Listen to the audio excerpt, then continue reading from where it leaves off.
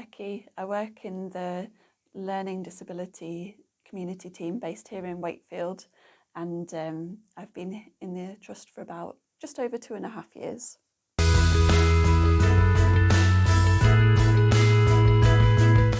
When I applied for my job in the trust, I already knew that I wanted to be an OT from my previous experience working with OTs, but I'd been advised that I needed some experience in healthcare. So I was really happy that I got this job, and then even happier when the apprenticeship scheme started. I was already applying to universities to study occupational therapy, but if I'd done that, I would have had to have left my job working in the trust, whereas this way I get to keep all the skills that I get to practice in my job, and I get to study and build on those skills in the apprenticeship. So it's best of both, really.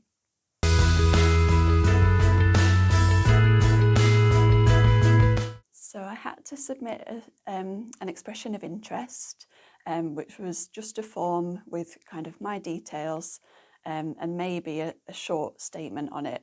And it also had to be signed by my manager to say that they were happy for me to apply.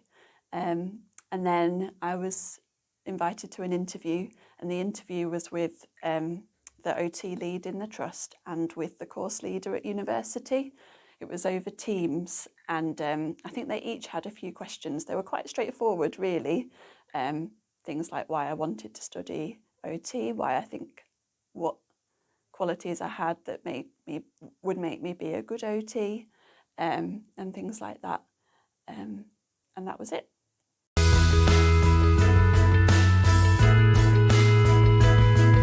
Yes, so I'm at work 4 days a week, and then I'm at uni every Friday. And we have prep work to do for that Friday, as well as assignments throughout the year. So I find that I normally need to do either a few evenings a week, uni prep, or maybe a day on a weekend for study. So I've definitely had to kind of cut down on some things in my personal life and kind of prioritise what I want to do and plan how I'm going to spend my time. But it is manageable. It's definitely manageable. It gets a bit hectic around assignment times. And in first year we had a lot of assignments, but there's always time to have a bit of a breather afterwards and kind of reset and get ready for the next one.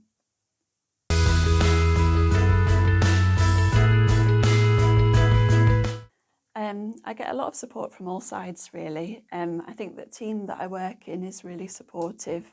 It's an MDT, and it's not just my manager and my occupational therapy colleagues that are kind of supporting me and giving me experiences. It's the whole team.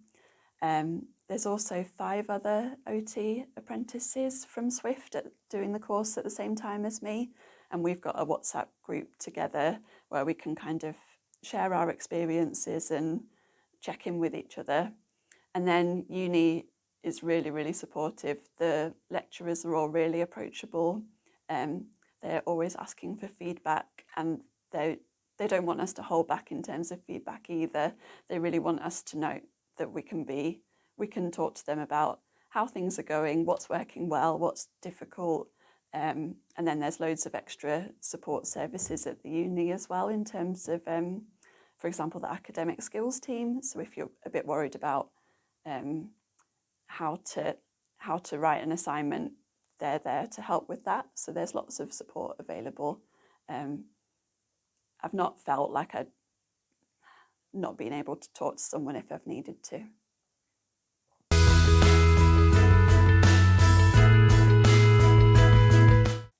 I qualify in July 2025, so I'm about halfway through now. And as you can imagine, I've learned a lot. Obviously, I've learned a lot about OT. It's a really practical course. So even though we do a lot of theory at university, it's all about what does that mean for practice? How can I put that into practice at work? Which I think is a really great way to learn.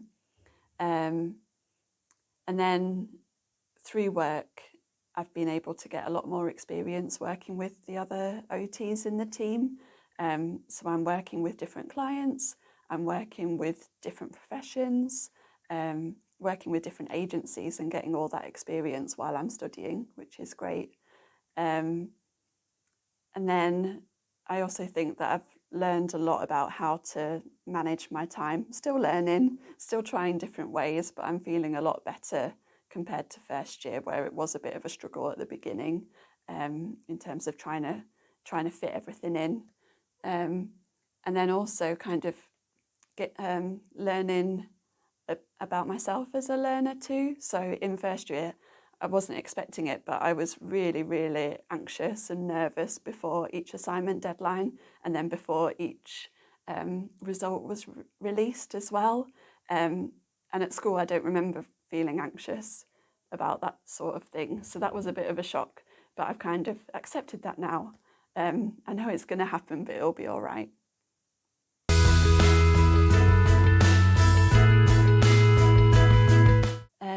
Well, it's been great. I think that because of the apprenticeship, I've been able to really feel like a valued part of the team that I work in, and the team are really helping me to grow and develop as well.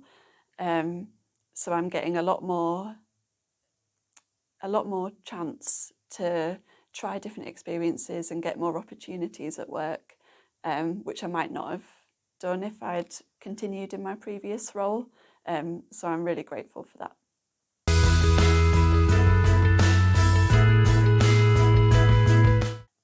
Well, I'd first of all say that it is a really big commitment, so you need to be sure that it's something that you definitely want to do. But if it is, then definitely yes. I think it's a great way to build on your skills, get the qualification that you want. You get to put everything that you're learning into practice straight away, and you get to keep all those work skills that you're using every day, like communicating with different people, working with different professions and agencies. So I think it is a really good way of studying. And then in terms of advice, I'd say that it is hard, but it is manageable. And I think that work and uni have been really, really supportive. So if things happen in your life, which means that other things need to take a bit of a back seat, then work and uni are really supportive in helping you to manage that. And then sometimes I feel like I can't do everything that I want to do, but I know that this isn't forever, and I will get a chance to pick up those hobbies that have kind of fallen by the wayside.